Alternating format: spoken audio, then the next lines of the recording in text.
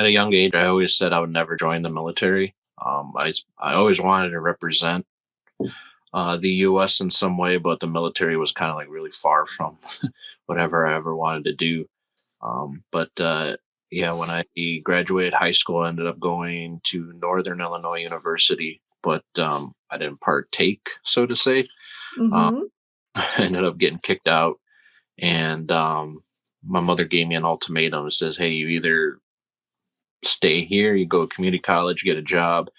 And I don't know. I just couldn't be in that environment. As much as I love my mother, I'm like, I can't do this.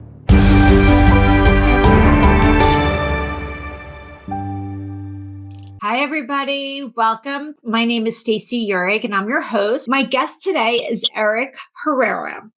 Eric is an Army veteran.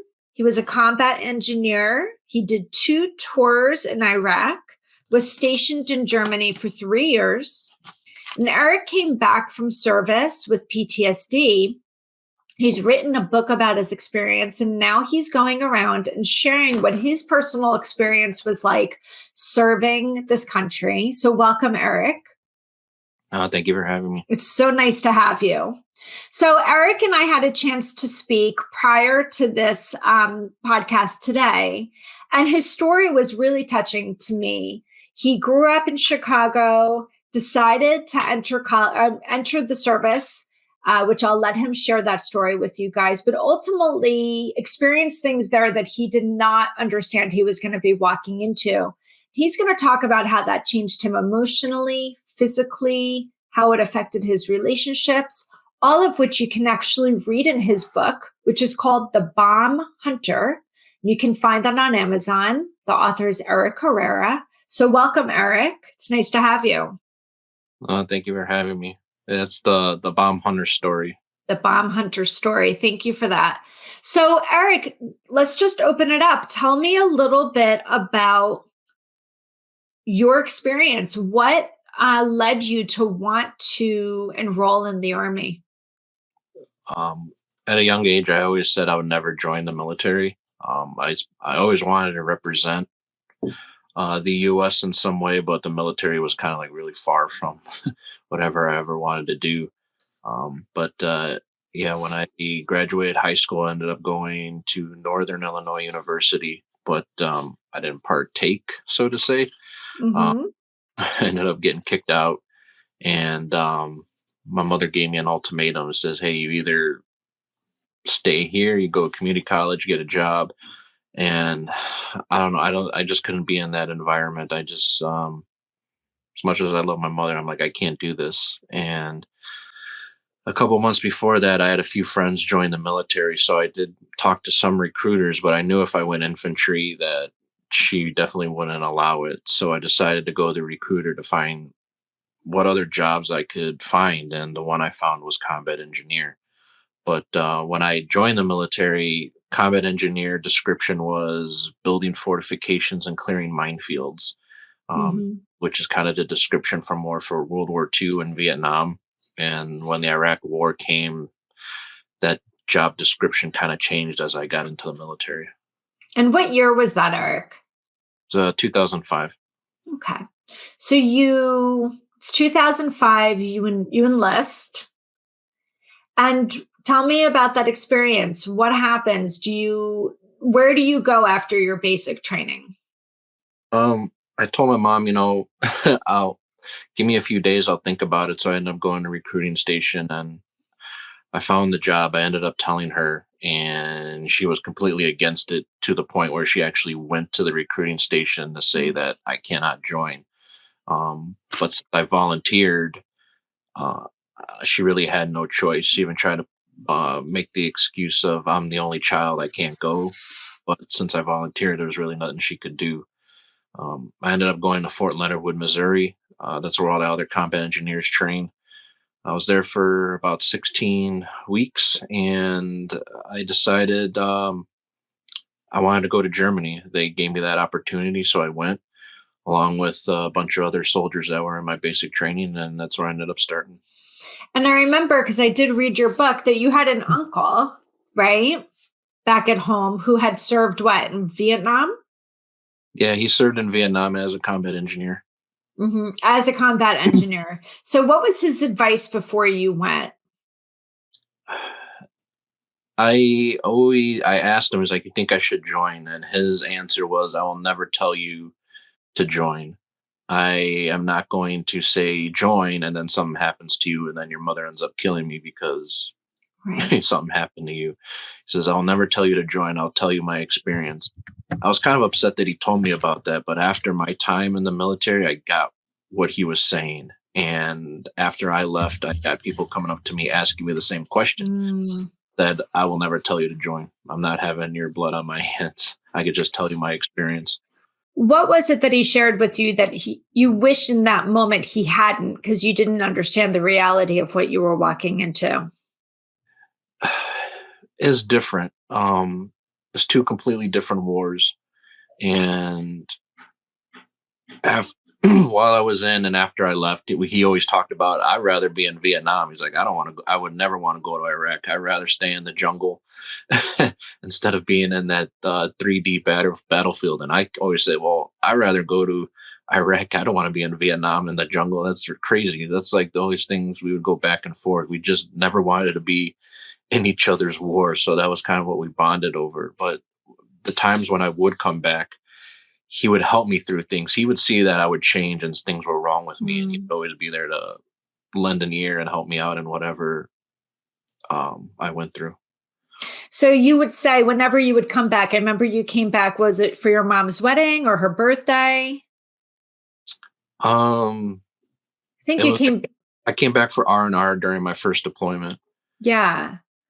And you had a conversation with him and you just said, he could see there were things wrong. What was he saying? As soon as I saw him, he knew something was wrong. He grabbed me, and we went to the other room and started talking. He really didn't have to. He really, or I really didn't have to say anything for him to realize what was going on. At the time, I lost three brothers, and then um, first time shooting my weapon at someone, and talking it through with him helped a lot.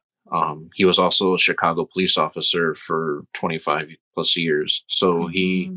understood that side of it as well about your life being on the line in certain situations, and he was just a really good help. Here's a question I have for you. It sounds as though having those conversations with your uncle were very therapeutic and really helped process the reality of the situation. Do they have that kind of support in the battlefield or where you were stationed? They do. It's a little bit different depending on if you're at your duty station. Yeah, there are some services, but this how I saw the services going, I really didn't like it.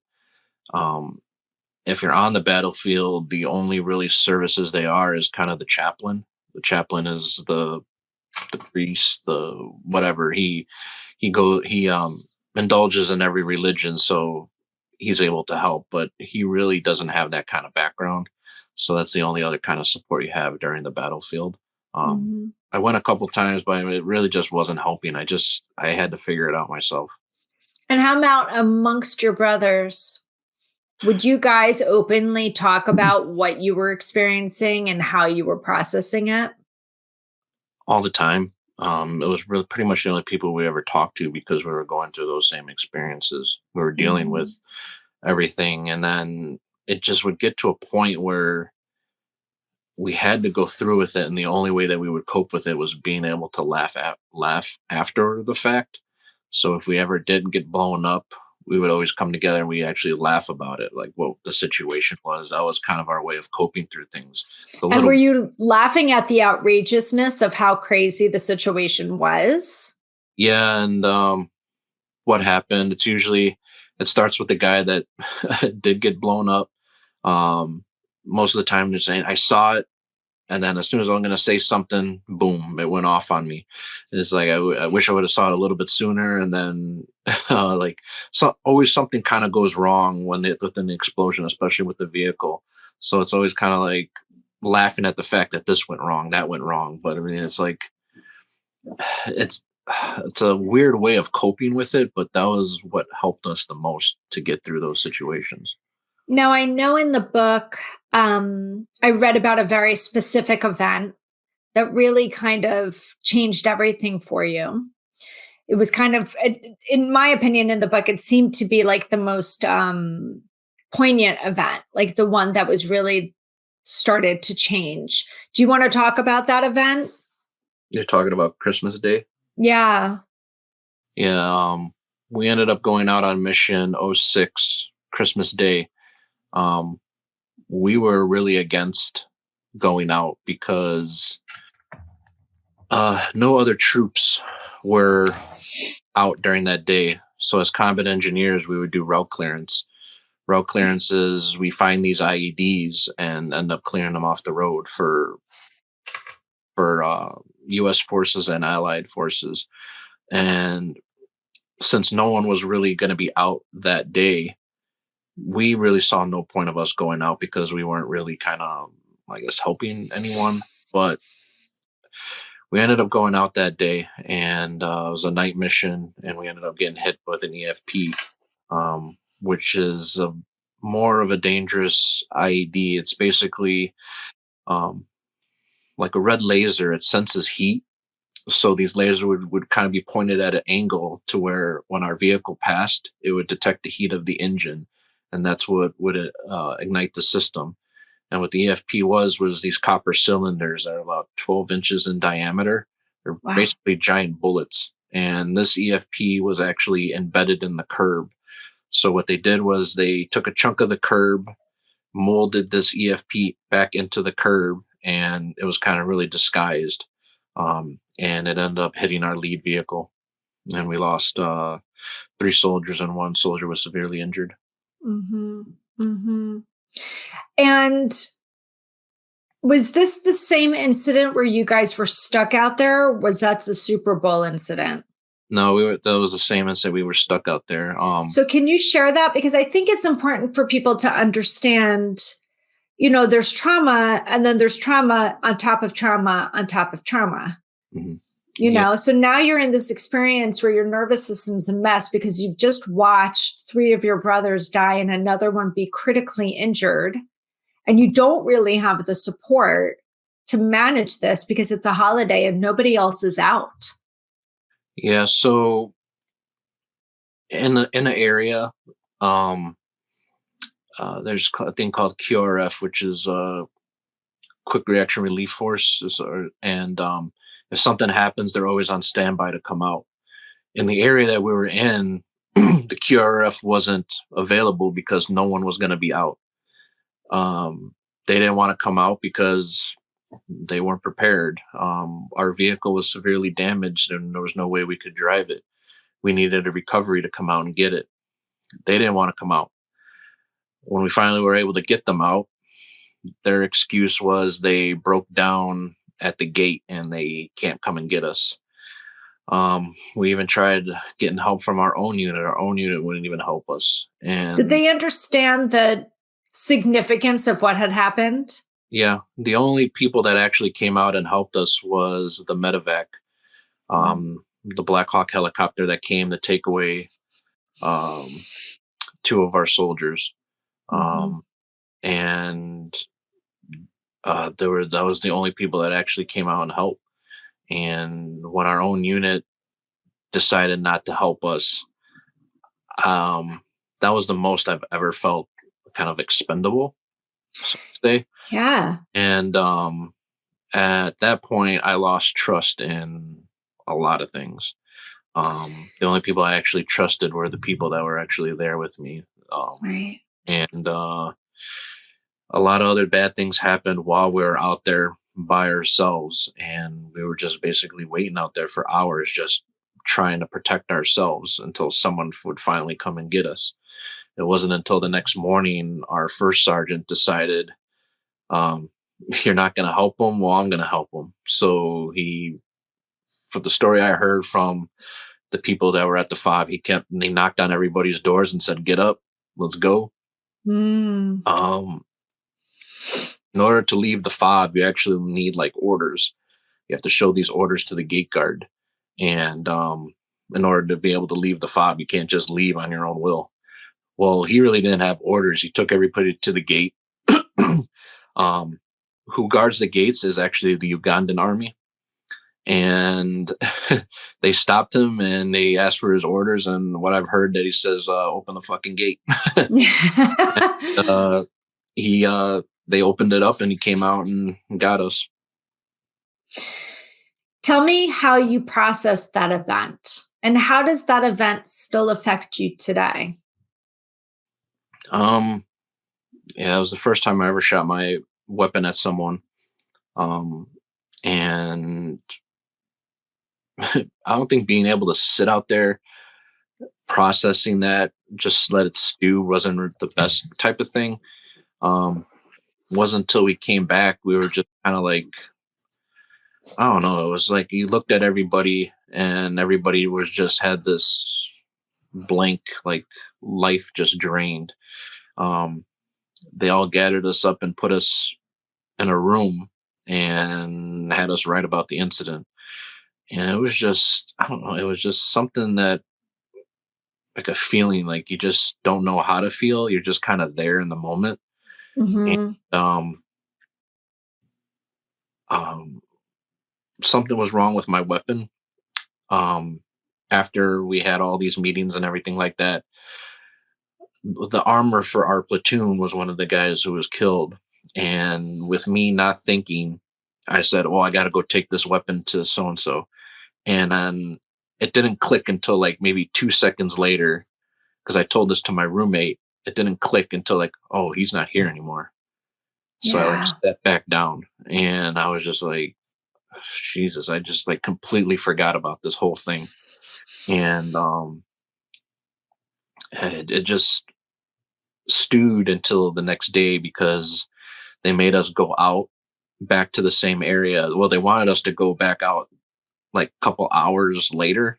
I remember reading this, and this is the part that, really took my breath away. Yeah. Because if the service is going to make a decision to ask people to serve in this way, they also need to be able to make the decision to support them appropriately in the service, because they know it's going to be traumatizing for a lot of people in a lot of different events. Yeah. So Um, they're asking you to go back out. yeah. Going back out to the same spot because they wanted us to assess the area. And our leadership was says, no way. We were like, you got to be kidding me, right? We're gonna go back out right now. Well, they did give us another like a day of rest, but then we had to go back out to that same area, and it was just like the worst feeling I ever had. Mm, I was so tense. I was unbelievable, so tense to the point it was actually like painful on my body. yeah. And being back there and seeing what I did, and I was just like, I can't believe this happened. And continuing mission for that day and then coming back in, and it was just like, I mean, we did this 6 days a week. We rarely had like any time off. um Especially after we were losing soldiers, those days off were coming few and far between. Maybe only got a day off every couple of weeks. um and it was just taxing on us. How much longer did you have to serve after that event? So yeah, that was December of '06. We didn't leave until back to Germany in about November of '07, somewhere around there. So you had to stay in this space and kind of re-traumatize over and over again. Is that correct? Um, yeah, but there really wasn't time, I To guess, to process. heal. Yeah, because we were doing this every day. It wasn't like we had a couple of days to ourselves to think about it. This is happening every day that we're doing these missions, Yeah. and it just was something that was really tough. But fortunately for me, January, I had my 2 week R&R. So I did had a little bit of time to process, but during that time I was just in a real emotional state. That was when I actually turned 21. So that was being out for my birthday was kind of tough.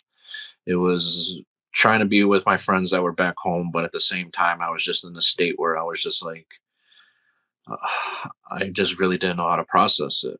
And going back was really tough. It's just, but at the same time, you're like, well, I got my guys over there. I want to be with them. I don't want to leave them hanging Yeah. dry. Yeah. We've been through this for so long that you just really can't abandon them like that. I have somebody asking a question on LinkedIn. It's Linda Walker Allen wants to know, what do you find most useful today to give you some semblance of a normal life? And I would put normal in quotes. Um, Now it's different. This process has been going on for years. I find Mhm. different things now. It's doing these podcasts. Mm. This is kind of my form of therapy too, as well. But at the same time, I'm also getting the awareness out there for soldiers with PTSD. Now I actually have a military Humvee that I take to car shows, and um, I get a lot of veterans that come up to me and they say, "Hey, I've been in this vehicle. I worked on it." Random guys just come up. I'll talk maybe 30 minutes, an hour. Um, Vietnam veterans are more of the quiet. They don't talk about really anything. And I get a Mhm. lot of Vietnam guys come up to me, and all of a sudden they're spewing their entire life story, and they're like, I never talk like this at all. But that's my way of giving back to the community and being able to help myself and help others. So that's how I get through it now. I remember you and I talking about that when we first met, and I just found that to be so powerful that you're basically, correct me if I'm wrong, you're taking this vehicle out to these car shows to almost attract these vets to come in because you know so many of them are walking with the same stories. Hmm. And it's almost an opening for them to start to share, which, as you know, can be very healing. Yeah. So, is your purpose in bringing this car to these car shows, the Humvee, a way to give them the opportunity to open up and shed a little bit of this? It's a way. I know with me, to shed everything was writing.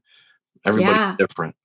And I realize everybody can't write. Everybody really doesn't like to put their feelings down on paper or anything like that, or be open with anybody. Um, I found this way to be actually an outlet. And the first time I took it to a car show, everybody came up, veterans, everything. And I realized we were kind of onto something. And but mostly we also did it for the kids too. I mean, I remember going to car shows with my dad. I love the cars, but you always see the kids are like, "Oh, we're really going to a car show and this and that," and they kids see this vehicle, and we allow the kids to get in. They could get in, they could take pictures, whatever. That's the whole thing of it all. But that aspect too, I give it for that too, but it's also for the veterans as well.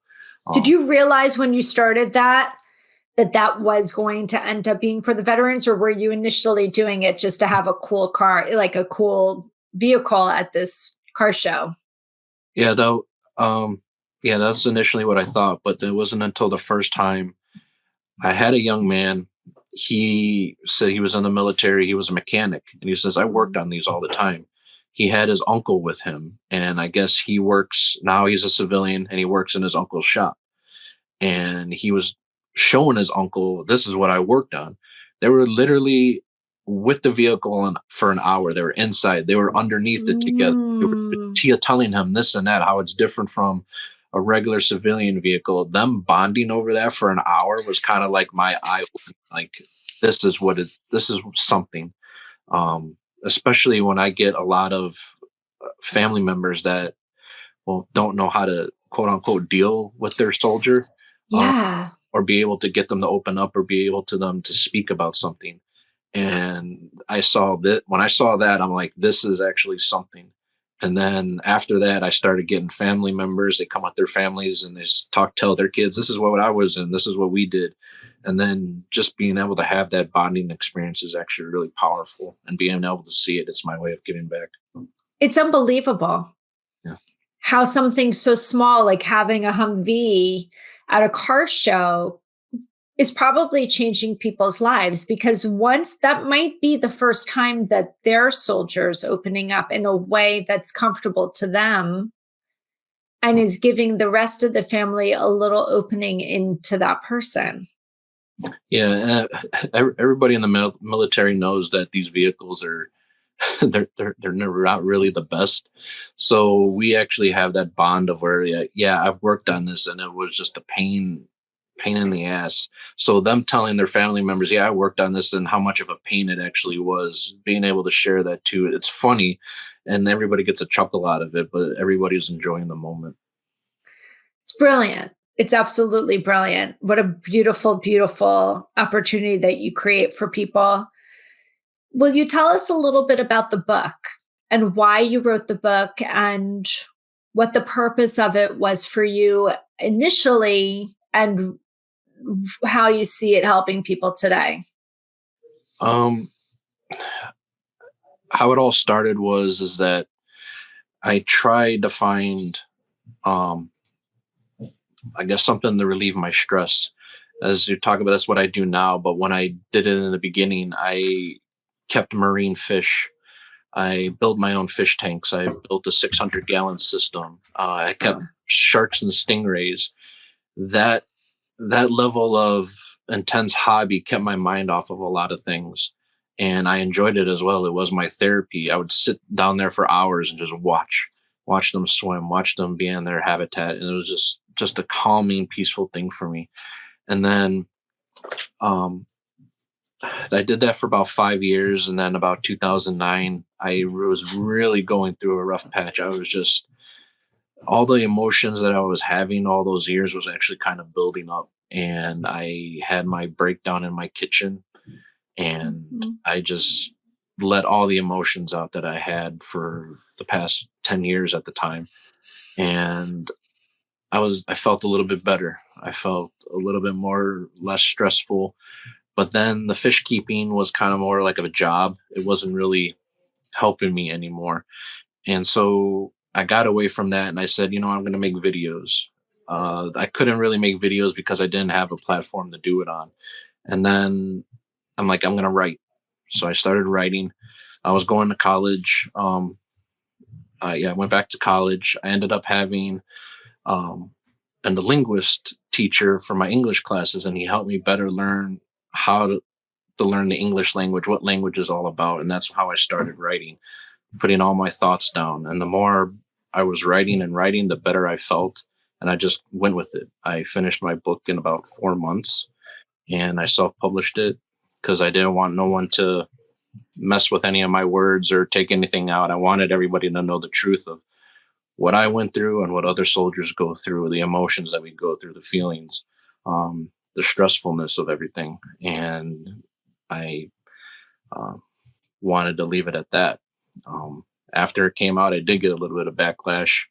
I did started getting friend requests and messages from people I knew of, but never spoken to in my life. And I knew I was making an impact, but I knew no one would say anything to me because if people did say something to me, then they would have to answer for things that they did. And I might have lost Mhm. friends along the way, people along the way, but it doesn't matter to me as long as the truth is out there. That's the best I could hope for. Mhm. I mean, the story, I loved reading it. It really was so personal, but casual and informal at the same time that I felt like I was in the space with you at times. Hmm. It was really beautiful, but I know when you and I spoke, you just mentioned how therapeutic this was for you.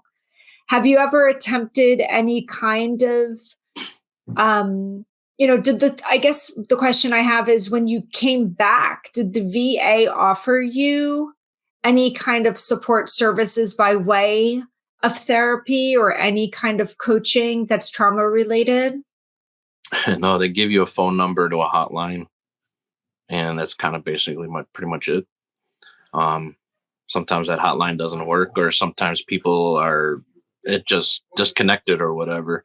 And it wasn't something that wasn't good. I really never got anything to show to help me. Um, I know after after my active duty, I was inactive for 3 years. So my contract really didn't end until maybe 3 years later after 2010, but I was just a civilian. Those last 3 months, I would get a phone call, an email, and a recruiter at my door almost every single day asking me to reenlist, asking me to join back up. And my answer to the recruiter was, well, give me 80 grand signing bonus, my duty station, and this and that. And I'm like, well, we can't do that for you. Well, all right, well, I'm not joining. Once my day was up, my contract was finally done. Didn't get a phone call, didn't get an email, no more recruiters.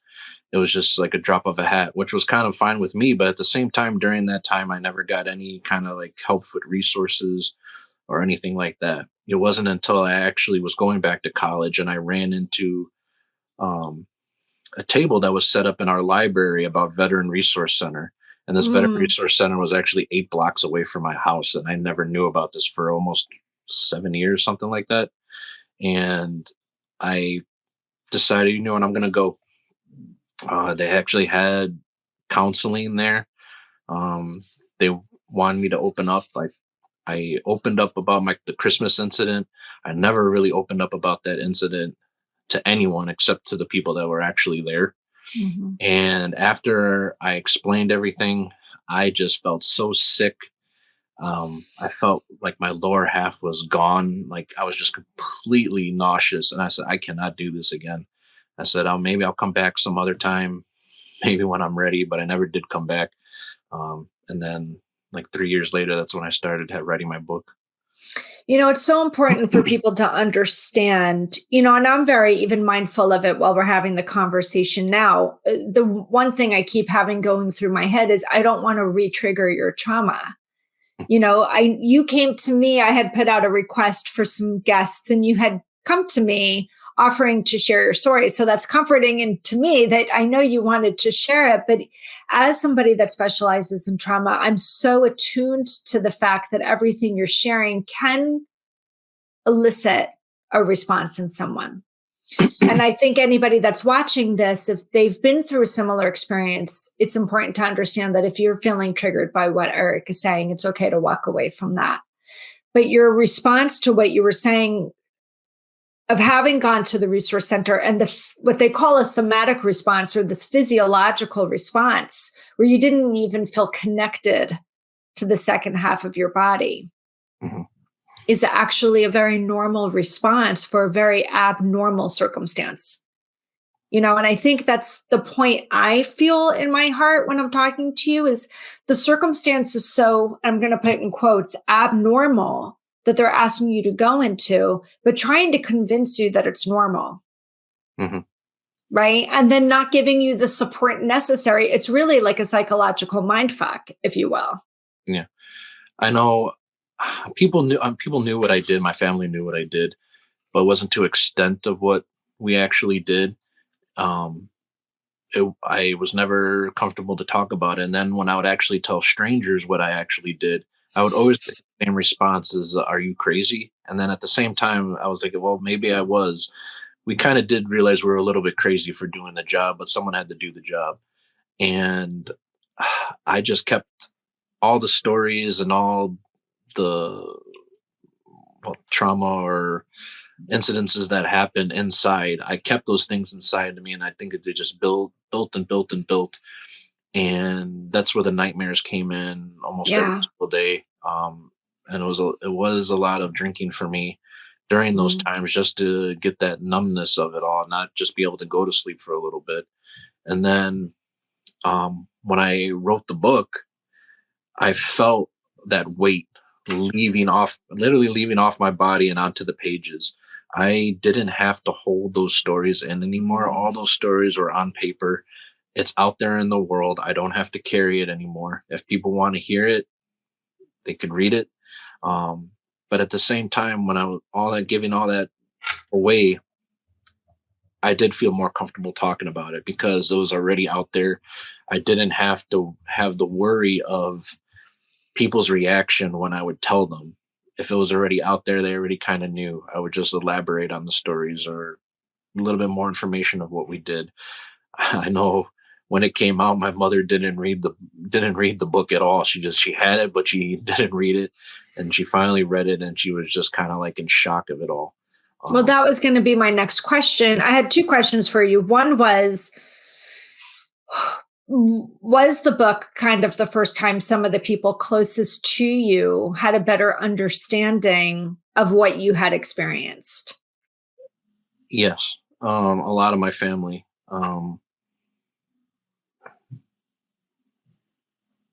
I know some family they would read a little bit of it and then put it down, Mm. and then they would bring it back up, read a little bit again, and then put it back down. Um, I know I get a lot of people that say is like it's so much raw and personal emotion that I couldn't even think of going through that. And it's something in the military. It's just that it trains you to be mentally tough. And I think from my background as a kid, it helped me a lot. I played sports all my life. I'm used to having coaches in my face yelling at me. So I think that's kind of what made basic training a little bit easier about having drill sergeants in my face. Um, but like a lot of guys would break down. A lot of guys would break down crying because they just never were in that kind of mental tough experiences. Mhm. I attribute a lot of my early childhood to being able to be that mentally tough. Mhm. Eric, what is it that you want people to know about your experience going forward? If there's one thing you could get people to walk away from having listened to this interview, what would it be? My one thing would be always to have a plan. Um, I really didn't have a plan going in. I just kind of went with it. Um, I wish I would have planned a little bit better, but I didn't. I even In what way could you have planned better, may I ask? uh, when I joined the military, I was severely overweight. Uh, so at 19, when I joined, I was 6'3". I had to be 185 pounds. I joined the military at 270. So I Wow. was severely overweight, and again, since I was the big guy, drill sergeants in my face, I really didn't matter to me. But during those 16 weeks, I actually lost about 16 pounds, or sorry, not 60 pounds, and I just kept going. But I couldn't get below 200. I was almost to a point where I was kind of like ill, like skinny, just trying to get to 200. And there's like, there's no way I'm getting to 180. I'm almost literally starving myself in order to make the weight. And Starving yourself and being very, very active. yeah, I remember you talking about that in the book. So, what would you have done differently in that situation? What could you have done differently? I think before I joined the military, I was also really like the partying didn't help, all that other stuff. It didn't help at all. I wish I'd better prepare myself with that. But then when I did leave the military, I decided I'm going to have a plan.